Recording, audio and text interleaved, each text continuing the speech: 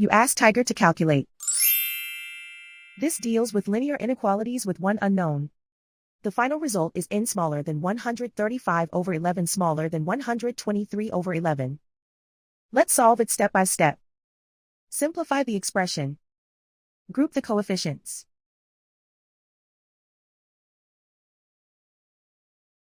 Convert the integer into a fraction.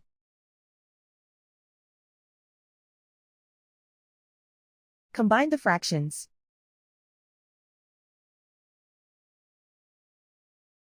Combine the numerators.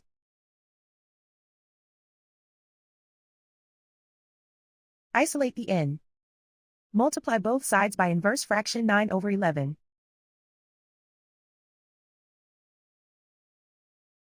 Group like terms.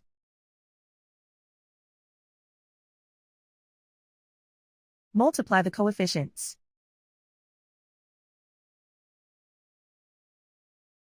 Simplify the fraction.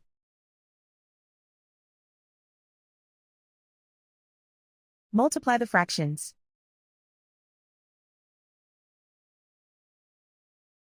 Simplify the arithmetic.